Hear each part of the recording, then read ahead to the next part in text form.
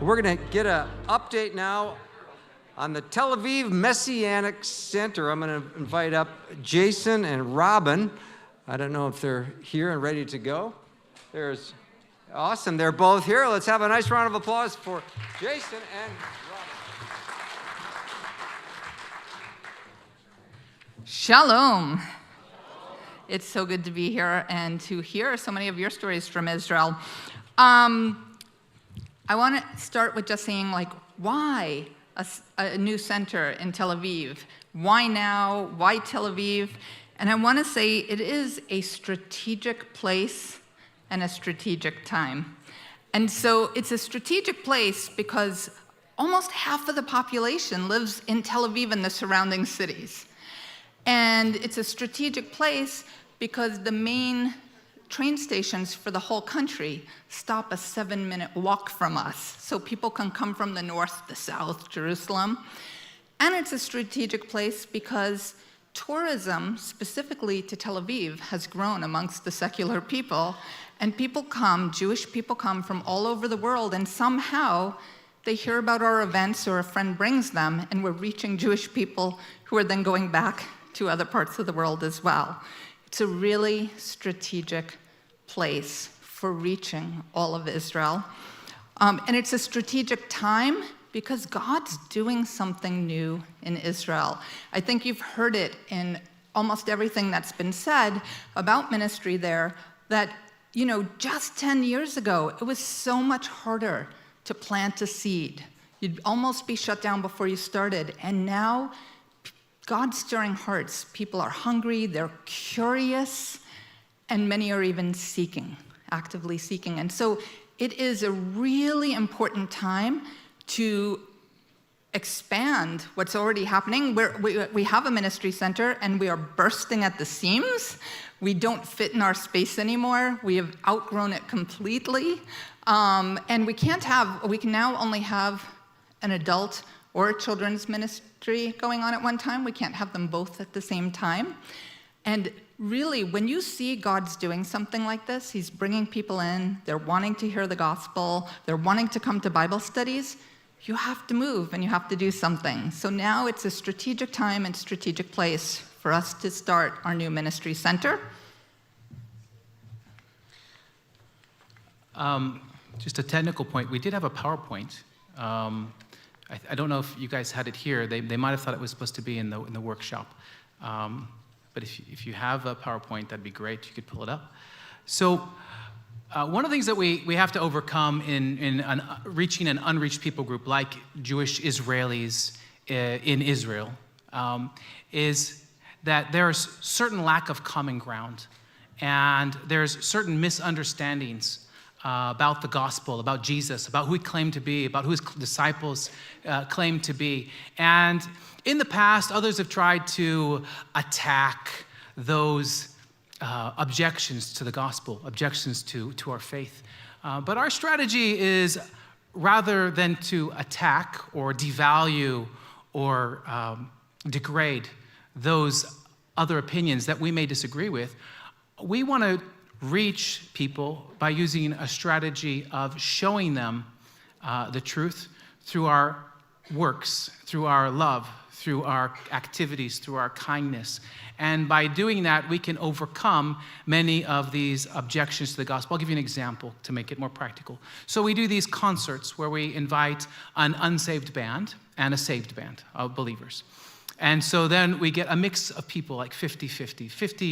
50% of these not yet believers start mingling with these other believers. And one of the objections that a lot of Israelis have is that no Jewish person in their right mind could possibly believe that Jesus is the Messiah. Normal Jewish people don't believe this. All right? And then they mingle, and they meet a doctor who's a believer in Jesus, or a lawyer, or somebody who's an engineer in high tech. And we didn't attack anything, but all of a sudden that objection that only normal Jewish people wouldn't believe in this, it automatically just dissipates. And so we've overcome the objection without ever raising it. And that's our strategy. And so we want to try to find ways to share the gospel in a way that overcomes these objections. And so the thing is, these Jewish believers that they're meeting, they are normal people, but there's something special about them. What's that thing that's unique about them? Well, they heard something, they were challenged by it, and they did something, they took one extra step. They investigated to see if the claims are true. And not everyone is willing to do that. Not everyone is willing to take that extra step and research it and investigate and say, you know what? Maybe there's something to this. And so the facts, I think, are in our favor. We're not afraid to have these conversations. We're not afraid to have dialogues that could challenge other people because we really believe the facts are true, that Jesus is the true Messiah, and we can prove it to you from history. We can prove it to you from science. We can look at it from any other way. And we just want to provide the opportunities to have these conversations. And so we have these events that bring people. And so what are these, So what do these events look like? I don't have a clicker, but can you jump ahead to the slide? So like we do worship concerts and these worship nights and different concerts. So we do these large events, as we also do these smaller events. Now the smaller events are great because the smaller events give you an opportunity to get to know somebody better, to mingle with them. Smaller events could be things like a Bible study or English classes, hangouts with young adults, prayer meetings, women's brunches, movie nights. And these are all fantastic because they get to get to know us and our staff, and they get to have more intimate conversations. But how do they hear about these small events? Through these larger events, like our worship nights or our concerts or our cultural events. Israelis love cultural events. So a lot of certain churches that come from, let's say, Japan or Korea, or American churches that have Japanese and cultural elements to them, they'll come and they'll do a special presentation at our center. And when they do, it allows us to share, let them share about their culture. And as they do, they also share why they have a love for Jewish people, why they have a love for God. And it gives them an opportunity to share who they really are. And that opens the door. Israelis love different cultures, especially Asian cultures, but they love to learn about different cultures. And then we also do Friday night meals. It should be the next slide. These fellowship meals where we invite young adults or families to come, and we'll always have some kind of a testimony, often from a young believer, a new believer, or somebody, maybe in many cases, someone who's never even shared their faith at all will come and they'll have an opportunity to share their testimony of how they came to faith. And we do this at different events. And so what we do then is we get to mingle with people at these larger events. We invite them to our smaller events. And then our staff, we have now a staff of 9, we're able to find the people we feel like God is speaking to and then schedule time to meet with them one-on-one.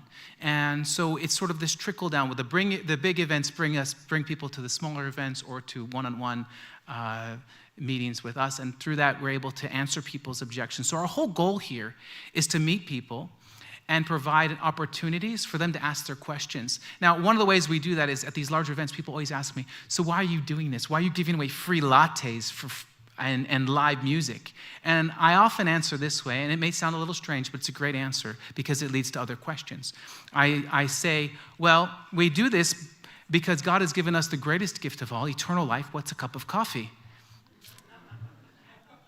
And so they often follow up with other questions. And these are deep questions that actually maybe require a little bit more time to analyze. And that gives us opportunity to say, well, let's talk about this next week or, tomorrow. Can you meet? Like, how can you believe in God when there's such evil in the world? Or why did the rabbis reject Jesus if he's really the Messiah? And we get to answer those questions. And those are all really good questions. And they're questions that we actually have really good answers to. And when we have the opportunity in a large event to answer those questions, oftentimes it's the first time that they've ever heard an answer to their objections. And so that's meaningful. Then they understand we are a place where they can have these meaningful conversations and get to know the spiritual side of life, maybe something they've never even really considered before. So basically, we're creating a safe and fun space. Fun is a big part of our ministry, and I love that. I want to put a face on it for you. So one night, we were having a music event, and two women that we'd never seen before in their 20s showed up. And we said, hey, how did you come to hear of our event? And they said, we're nursing students. We just had our midterm exams. We're really stressed out all week, and we needed to relax. So we Googled, where can we go see live music free? And this event popped up. So they really had no idea where they walked into. And then, they asked for coffee, and they asked how much it was, and we told them there's no price, and they said, why is that? And my answer was, we want to show God's love in a practical way. Welcome. And then they asked, oh, are you like those believers in Yeshua? Yeah, we are. So one of the girls didn't have that much interest, Tasha, but her friend Adi was immediately lit up and said, I know a believer, and I really like believers because there's something about them. They have a peace, they have a joy. So they were hilarious all night. They were taking selfies with the band, even though they never heard of the band before. They were taking selfies, they were posting all over Facebook, friends, come out, this is a great event. And we chatted a little bit more, and we exchanged phone numbers. And this happens, with other people around the room, with other staff, so multiply it. So we exchanged phone numbers, and I called her that week and said, hey, do you want to grab a coffee? I happen to have gone to nursing school. My dad says I collect certificates and degrees. But I happen to go to nursing school. So, maybe we can meet up. Maybe I can give you some tips. And so we met up for coffee, and right away, she had questions about how I became a believer, and I shared my testimony, and we looked at some scriptures.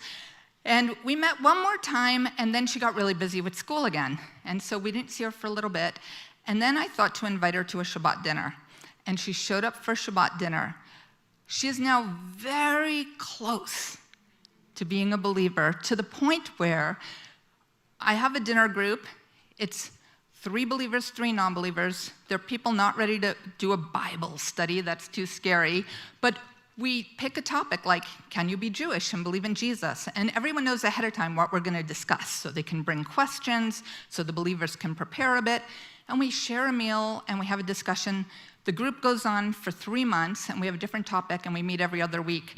She's bringing one of her friends. She's like, I'm going to be like one of the believers and bring one of my friends who doesn't understand. And so she's bringing one of her friends to this event. So, the big events are to bring people in, to begin to build relationships, but then we have Bible studies at the center, we have smaller events, and our staff do a lot of this kind of follow-up. We also work not only with young adults, though Tel Aviv is a really young city, and a lot of our work is young adults, we also serve the Holocaust survivors in our city. And the Holocaust survivors, sometimes they'll go to a tour site and then come have lunch at our center. Sometimes there's a seminar on an interesting topic, or maybe there's klezmer music for them. Some of them approached the staff leading their times and said, we want to know if it's true. We want a Bible study. And they're having a weekly Bible study. Most of them are Russian speakers. And then they said, we want Hebrew classes. So now they come twice a week extra to our center for Bible study and a Hebrew class, and they're seeking, and I have to tell you, if you have ever seen a Holocaust survivor who has come to faith, you immediately can see it in their eyes, in their countenance. There is like a light that turns on. I had one person who had come to faith through our broader ministry in Israel, and he told me, all my life, I had a deep darkness inside me. And now I have so much light, I can't contain it. I have to share it. So pray for those who are coming to this Bible study. One time, one of our staff suggested that for the teens and young adults, we do a smoothie event. We'll have a contest who can make the best smoothie, who can make the best looking one, and they'll do it in teams. And youth groups from around the country will come. And honestly, I'm a jaded New Yorker. I was like, really? They want to make a smoothie? the event was packed. Youth leaders came with their young people, and they took it really seriously that they make the best looking and best tasting smoothie. But also, one of them brought 4 friends who were not believers. And at the end of the night, those 4 friends were waiting for a ride home. And we were cleaning up, and suddenly a couple of the staff were talking with them and realized they really want to know what we believe. Suddenly, we all stopped cleaning, pulled up chairs, and there were 2 circles of conversations going on, sharing testimonies, explaining scriptures, explaining who Jesus is. It's also, like I said, it's a way to reach Jewish people around the world. This one's really personal to me. It's also a way to disciple and let young adults who aren't in ministry have a place to serve. So I have a friend, and when we were in theater camp, his sister became a believer when we were 16. But she didn't know you could be a Jewish believer. So she just said, I converted, I'm a Christian. And his response was to become Orthodox Jewish. And when he met me years later and found out I believed in Jesus, first he was very upset, but then he heard that I keep Passover, and I keep Shabbat, and I love Israel. So he got a little curious. And on one of his trips to Israel, he got stuck in Tel Aviv. He usually goes to Shabbat in Jerusalem, but he can't drive on Shabbat. He was stuck in Tel Aviv. I said, why don't you come to our center for Shabbat dinner tonight? And he said, all right. He said, will the food be kosher? I said, it's all kosher, and the dishes are paper, and you can eat, and everything, it's perfect. So he comes out, and he's really nervous that he's acting like he's walking into a big church. And he walks in, and he realizes it's really comfortable. It's a really nice space. All the people seem to be pretty normal Israelis and Jewish. Some people are even wearing yarmulkes, said the prayers. And one of the young adults who never shared his testimony in public before got up and shared his testimony. And my friend Jerry turned to me and he said, I wish this is how my sister believed, because I can enter this, I can deal with this, and I can ask questions about this. And then, we went a little further, talking about Jesus really being the Messiah of the Jewish people. So the whole point of our center is to create this space where believers and non-believers can mingle in a way, in an environment that resonates with them, where they can feel safe to ask questions and build that bridge for sharing the gospel. What are the benefits of the new center? Let's see pictures in the slide. Would you like a sneak peek? Sneak peek. So this is our current center. And I will tell you, look, it's packed. People sit on the floor. People sit on the steps. People are sitting outside sometimes eating. And it's God doing something. It's especially, it was, when we started with 3 staff. We are now 9 staff because we didn't want just to grow in numbers, but we wanted to grow in depth. If people are coming in, we need to meet them. We need to, connect with them. We need to connect them with others. But also, as we grew and as more and more people were coming to our events, we just realized, God is doing something. And then COVID came, and the lockdowns and everything was online or outside. When we reopened the center, we thought we were going to be building from scratch, but that's not what happened. From day one, we had more people than ever. And we thought maybe it's just because they've been home so long. But Israel's been back to normal for a long time, and they just keep coming, and they keep bringing more non-believers with them. This is the new space. So this isn't the new space yet. This is the 3D render of what will become the new space if we choose that brick, which we may not. So we want to show you a few pictures of what the space will look like. It'll be on 2 floors, and this will be the main hall. We can look at the next picture, which will show you kind of the downstairs, which might look like this. The layout will be the same, but we might go with different flooring and whatnot. So there's going to be a coffee bar there, and there's going to be a conference room in the back. And on the side, there's another picture. We'll show you the classrooms. Yeah, so you can see there's kind of some classrooms off to the left. It's going to be, 2.5 times, almost three times the size of our current facility. So right now, I would say we have 700 square feet of seating, and that's going to more than double in the new facility. And so we're going to be able to do a lot better at our use of space. Now, just so you know, like, for those of you who understand the terminology and spatial orientation and all that stuff, so on March 2nd, we had an event with 130 people in our space. What it means, it's the most we've ever had. What it means is it took me about 10 minutes to get to the bathroom. Just being very practical. So in this new space, we shouldn't have any problem having 130 people there. And in fact, we'll be able to have 130 or more on both floors. We'll be able to do really well, magnify our ministry, be able to have children's events or different events going on at different times. I mean, it's not a huge facility, but it's so much more than we have now, and it's going to really enhance what we're able to do. There's probably another picture, right? Yeah. See? Yeah, this is, yeah. That's it. And there are ministries that are small and local in Israel that don't have places to meet, and we partner with them, and that's a great thing. Our space will bless not just Chosen People Ministries, but multiple ministries, which we're really excited about. And we could have conferences. Like, we're going to have 5 classrooms downstairs and a big space upstairs. So we're super excited because everything that is happening can happen on a multiplied level. And it's one of those things, like I said strategic place, strategic time. And it really is. It is the strategic time to open in this place. God is already doing something bigger than fits in our walls. So we have to run and catch up and build this place quickly because it's happening. So please pray with us. And we're so thankful for your prayers and partnership. People are asking if we could take questions. No, Rich says no, but we'll be around so you can ask us after the session.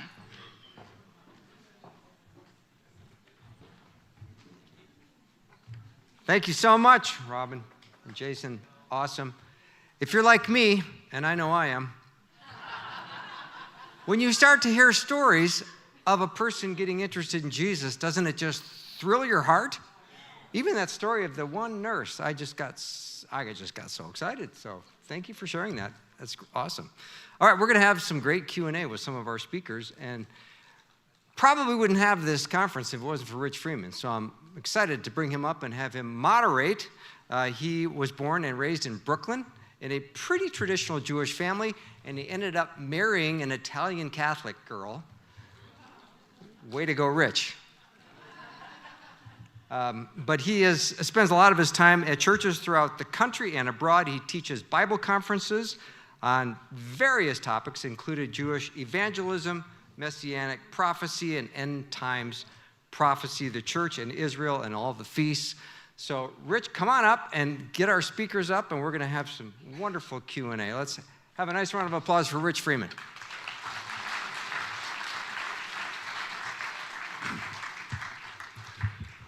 So what we want to do for the remainder of our time before we break for dinner is give you an opportunity to ask questions of our speakers. So Scott, Mitch, Michael, Zinn, would you guys come up, please? Robin and Jason, you could come up too. I think we have room for you. I'm sure people will have some questions. So now we're supposed to be setting up 2 mics, one on each side. Where are they? Okay, we have people holding mics. So if you have a question for one of the speakers, including Robin and Jason for what they just shared with you, raise your hand. We'll bring the mics over to you. And hopefully you will be able to answer those questions. So who has a question? If it's a hard question, give it to Michael. Okay.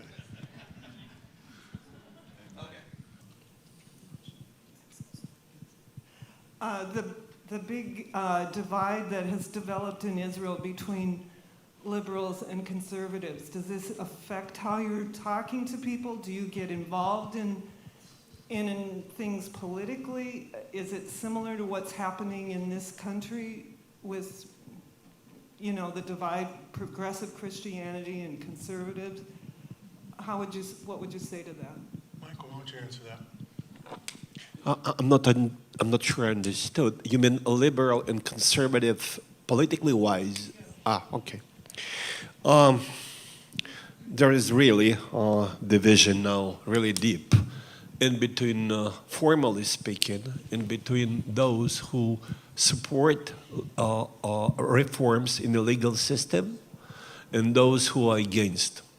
But my guess is just the excuse that's on the surface.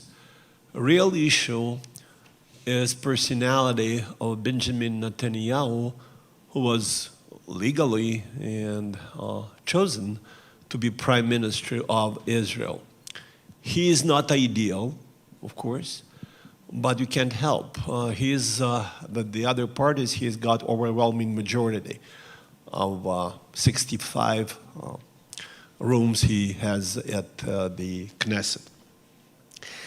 The problem is there is a lose-lose situation. There is no winners because if right, conservative, win in these legal reforms, it means just almost half of the country is against, and vice versa is true. So they are trying very much in the office of the president, Herzog, to find a solution or kind of the compromise on how to deal. But my guess, it's not so much about this reform. Most of the protesters from the both sides have no clue what this reform is about. It's just like a red collar against bull, just Benjamin Netanyahu. They would be absolutely happy if he steps down and having what? New re-election.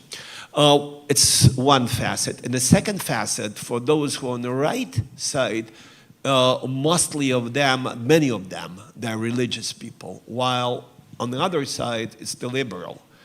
And geographically, on the liberal side is Tel Aviv against Jerusalem. That's me. So, I mean, we see it's already about 4 months in a row, this every Sabbath demonstration all around the country. Yes, it doesn't make me happy because slowly but surely, we started to develop mutual hatred.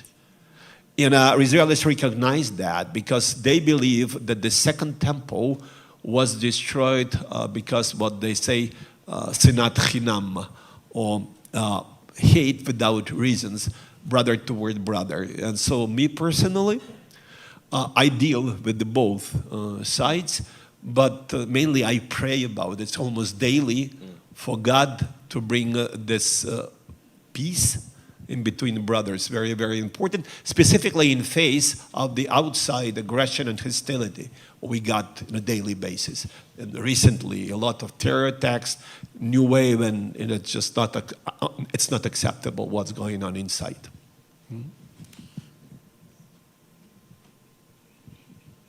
Other than that, things are bright. Just so you know. Rich, you got a question over there? Okay. Question? Yes. You may have already answered this, but what are some ways in which the enemy works over there? Which enemy? Which enemy are you referring to? Is it capital E or just? The big enemy or little enemies? Yeah, the big enemy. Okay.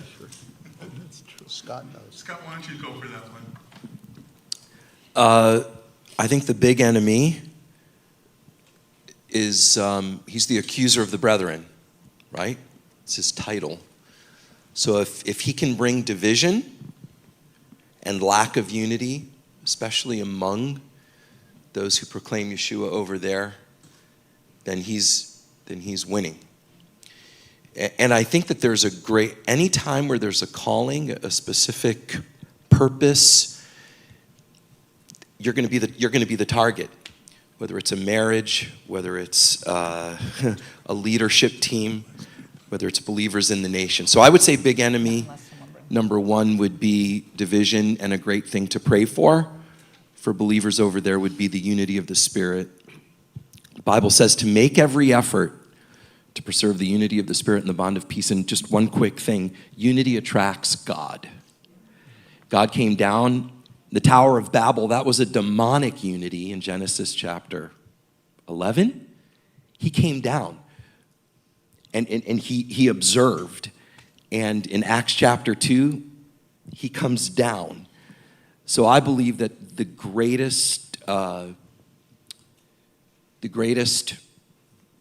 forward motion that believers can have in Israel would be the spirit of unity. It attracts God, and that would be my perception. I don't live there like these precious folks over here do, but as an outsider, that would be my perspective.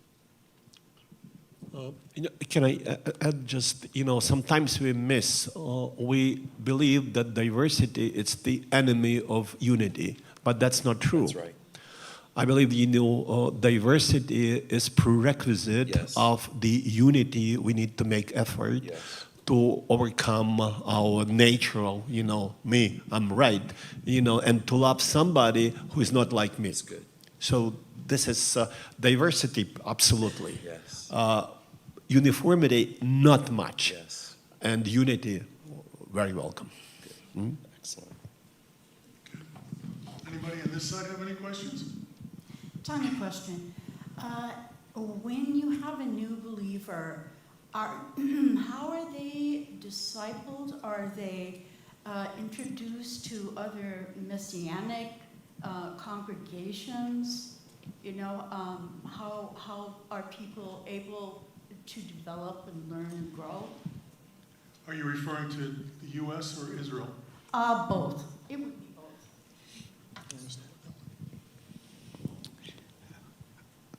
A number of different ways. Again, just referring to our mission statement, chosen people exist to pray for, evangelize, disciple, and serve the Jewish people and to help others do the same.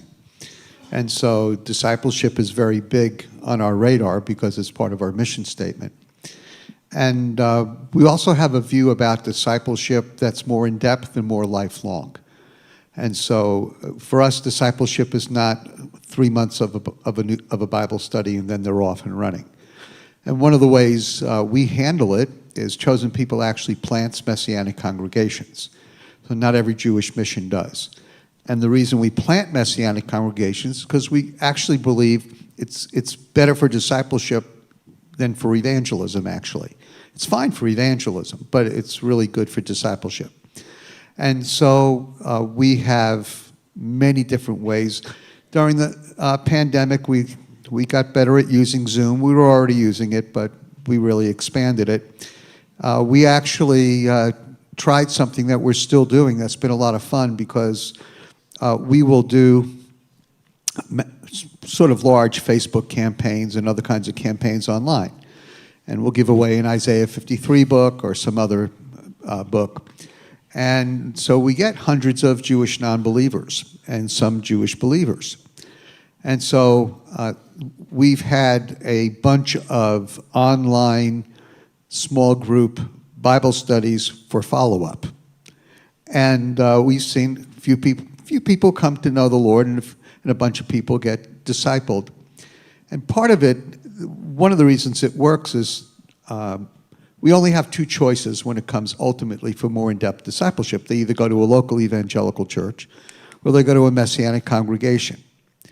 Well, in most parts of the country, there are no Messianic congregations, so that's out. So then the question is, do we send them to any evangelical church? Now, any evangelical church is better than no church, but it's a little bit more difficult. And so we'll usually try and work with people by phone, by Zoom, and so on, and then try and hopefully get them into a local church where they can grow. But Chosen People also has a lot of other opportunities. So we have retreats, we have children's camps, which we consider important to the whole discipleship process. And those can be regional, and people can travel from Georgia to Florida or somewhere else, or from Minneapolis, where we have a lot going right now, but let's say we didn't, Minneapolis to Chicago, where we have more going, and they can go to retreats and so on. So we're very, very big on discipleship, and we try and creatively come up with as many ways as we can. And I will just say that there's one other little thing. When you make it, there are 3 parts to this, not 2 parts. So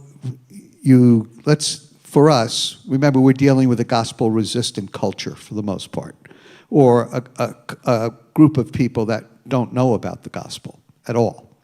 And so the first really, really big part of the process of bringing a person to the Lord is to just introduce them to the idea.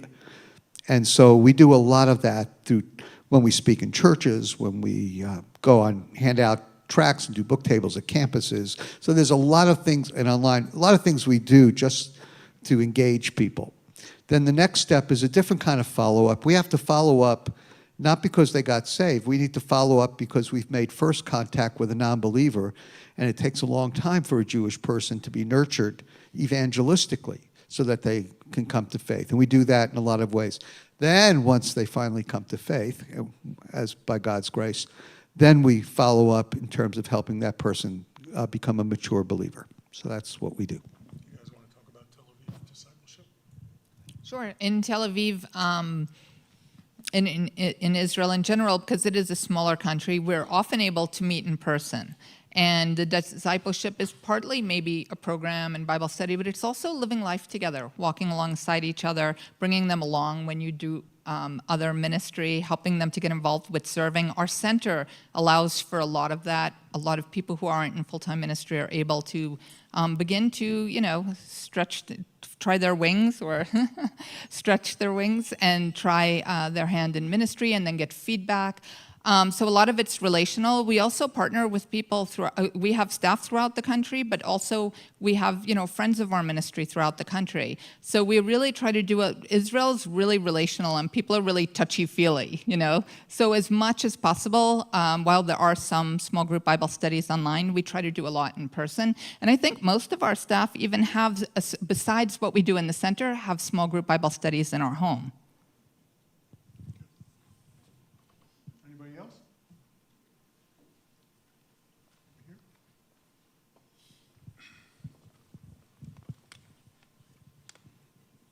I have 2 questions. One first for Scott. When I was there in 2014, we had an Orthodox priest or rabbi give us a Bible study on Sunday morning.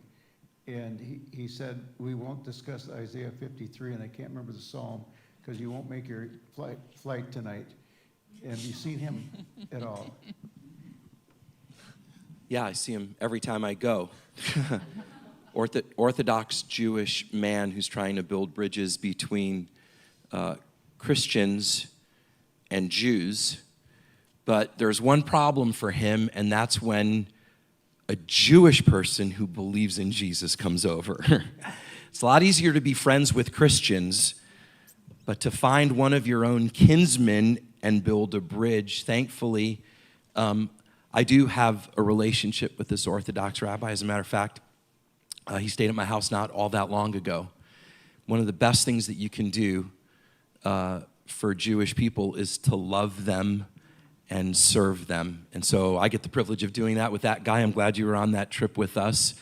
But what these guys are doing in Tel Aviv and reaching out, it's really going to be my prayer that the Orthodox community can see what you're doing for their people. You have no idea what it does to God's heart to see that. Look, when people bless my kids, it makes me love them. How much more God when he sees us reaching out to his firstborn son? That's what he calls Israel, right? His firstborn, loving them without expecting anything in return, which is what I'm trying to do with this Orthodox rabbi. What these guys are doing in Tel Aviv, it's a real blessing. In 2015, Scott, I came with my son, and the guy that spoke to us on Sunday was studying New Testament theology at Oral Roberts University. Has anything happened to him? Yeah, he graduated from Oral Roberts University. First Orthodox Jew. Do you know this guy? Yeah. Graduated Oral Roberts University as an Orthodox Jew, and He doesn't love believers. he does not love believers. Jewish believers. Jewish believers. Jewish believers. I have a question for the at-large people, too. I read somewhere this year that in Israel, the Supreme Court was set up by the Labor Party when they were in charge. And it's still a liberal court because the replacements are always picked by the court, not by the people or the government. And I think that's why Netanyahu wants to change it, because they keep vetoing everything he wants to do. And because they don't have a constitution to work by, and I don't think they'd follow it if they did. So is that true? Yeah, I believe you are familiar with the Israeli system more than most Israelis. That's good for you. But that's exactly the truth. The man named Aaron Barak made what is called judicial activism, and he introduced the High Court as the one who is above not just government, forget about that, but Knesset, so Congress of Israel. More than that, it's a ridiculous situation. Regardless, you're a liberal, leftist, rightist, they choose and they replace themselves. So, I mean, just once been said as a very liberal and a leftist. So, of course, they reproduce, apple tree reproduce apples, you can't help. So yes, that's exactly, and that's what Netanyahu wants to change. Interestingly enough, the members of opposition are very different, they're very diverse, Before this Knesset, they've been voting for the changes in judicial system, correct? Now, because they oppose to Netanyahu, they, of course, oppose to reforms. So it's hypocritical. But you're absolutely right. That's the root. Can I add maybe a little bit different perspective on Tel that? Aviv That's perspective. Tel Avivians. Versus Jerusalem perspective. So it's not as simple as you explained it. It's much more complicated. There's a committee, but on that committee there are Supreme Court justices, and they have a large say. But there is a committee, and I would say that politically, the opposition, like he mentioned, and the current government are all in favor of the judicial reform. The question is what reform changes should be made, and that's really what the argument's over. No, I don't think there's very few that would say we don't need a reform. The argument is over what reforms.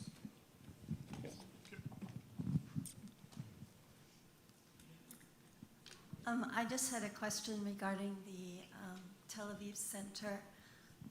It's just amazing to see what's going on in the fruit. And I was just wondering what the undergirding of prayer looks like. Do you have an intercessory prayer team? Does the staff get together and pray?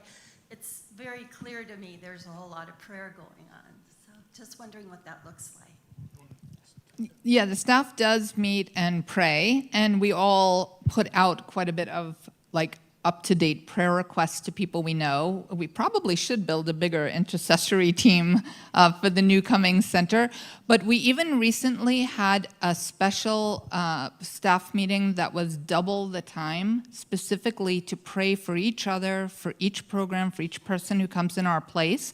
And one of our biggest prayers, Scott touched on it, is showing love is so important in ministry. So we just constantly also pray before events and for events that everyone who comes in would experience God's presence and his love, and that amongst the team we would keep unity and love for each other. And, there really is a family vibe on our team, which we are so thankful for. But yeah, we do pray, but I think it's time to gear up some more. By the way, that's our family intercessory prayers. When we receive, usually when we write prayer letters monthly to those who pray about us, support us, we ask them to pray for us. But what we do, my family, we ask all our supporters and the people who really just love in Israel to ask us to pray for their specific needs. And once a month, me and my wife, we go to the Wailing Wall. And we have all these prayers with us that we accumulate them. And we pray specifically, it's local call, domestic to God there, It's for you, it's international, and us is slow. So if you want to be delivered, your request, please, you are very welcome to write to us, and we'll be happy to pray for you, folks. The way we organize it, and we're open to new possibilities, Julia Freeman just volunteered to start a once-a-month prayer meeting for all those who want to pray with Chosen People Ministries for an hour every month or 2 hours every month. And we might even do it regionally online, which I really appreciate Julia's heart for prayer. You did volunteer for that, right, Julia? Yeah, she did. Not voluntold, you were volunteered, right? Yeah. So we're trying to organize that, but we send out about 26,000 prayer letters a month from our missionaries, and that represents over 100 people, well over 100, probably 120 people, and missionaries and so on, so our little groups are all getting our specific prayer requests. So those supporting churches for me and those who are supporters may not even be supporters, but just prayer partners, and so that they get a lot of prayer requests. So we feel pretty well prayed for, not just in general. We feel very specifically prayed for, and so when I meet people who have been praying for me and supporting me for most of my career, it's over. It's almost 50 years as a missionary. I thank people for praying my daughters into the faith. Praying them through college, praying them into husbands and wives, to husbands and no wives. Just husbands. For them to be wives. So anyway, so that's great. Hey, I have a question. Go ahead. You're the boss? I am. So my question is this.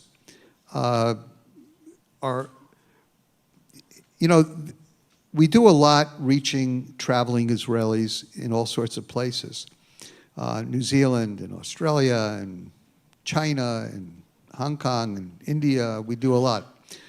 But there's a lot of Israelis traveling to the United States, and that hasn't been well organized, I don't think. So is there anything that Chosen People can do or wants to do or might be doing to reach Israelis traveling to the United States? Do you want me to answer that? We have an amazing staff team that has put together a hosting network in the United States. It is getting ready to launch. We're just beginning to test it, and it will launch, I think, this summer. Yeah, this summer, where believers who have an extra bedroom in their house can open up their home to Israelis who are traveling. And it is an amazing way to host an Israeli, to show them love, and to have the opportunity to have conversations. They know the network is Christians that want to host them, so often they will even come with some questions. And everyone I know, there is a hosting network already in other countries that, when we have people stay in our hostel, we send them then to some of our ministry partners and staff houses. When they leave, they've had so many touches, and sometimes they experience love, sometimes they hear the gospel, sometimes they open the scriptures. And so we're really hoping that as they travel through the States, they could meet many of you. And all the hosts I know tell me that their lives have been changed by hosting these young Israelis. But how will the Israelis in Israel know how to find Christian homes where they can come stay for 2, 3, 4 days for free? Well, our amazing and creative and technologically advanced staff have created an app called Planet Zula. Wow. Zula is a name for a hangout space, and that's the name of one of our first lodges for hosting in New Zealand. So they went with Planet Zula, and that will show them a map I've seen it. It's awesome where you click on the state and it shows you where there's hosts and you pop up the picture of the host. Great. They have to put in their passport and picture, and you communicate first before they can book in. That sounds like an Airbnb app. Is that what it's like? Very much so. But then, how do we know that the hosts are normal and have good theology, and that, I mean, is there any kind of training, or is there any kind of screening? I'm so glad you asked that, Mitch. The staff working on this are really committed almost specifically and uniquely to this. So they have the time, they are vetting people, they have put together some training. For the hosts, we're not just throwing you out there without some tools. We've also created a track that in Hebrew that's like, why us? Why are we being hosted for free? And it explains God's love for Israel and the Jewish people. And then it has a stamp to lead them to our websites if they want to hear more. But there's a vetting process, there's a training process. I'm beyond excited because I have met people who have come to faith after their big trip, after meeting 8 or 9 or 10 believers along the way. I've shared with people, and then a couple years later had them say, now I'm ready to hear more. It is such a strategic ministry to invite people into your home and love them. I have a last question. One more, Mitch, one more. You've been very informative, Robin. Thank you. The last question is there any possibility that we would allow people from places like Minnesota, South Dakota, Iowa, would they be able to become, and Wisconsin, would they be able, and Illinois, could they become hosts? Yes, totally. First of all, Mall of America is something people want to see. But also, we have learned that even if there's a host in a kind of remote area, if there's free housing and word gets out, one Israeli stays, has a good time, the Chatter social network is really big, you will suddenly have a stream of Israelis coming to stay. And the idea that maybe they can visit a farm or something that's a unique experience, they would love that. Love that. Well, that's hard act to follow. We're out of time. But if you would like to follow Should they up contact you? and are interested to. in hosting in the future, is there a way for them to, Who should they contact? who should they contact? Joseph? Hostisraelis.com. Okay, so if that's something you would be interested in, hostisraelis.com. And if it's not up yet because it keeps going up and keeps going down because, COVID got a little bit in the way of this program. But hostisraelis.com, if not, just go to our Chosen People website and say I'm interested in hosting, and we'll get back to you right away. So we're out of time. How about a round of applause for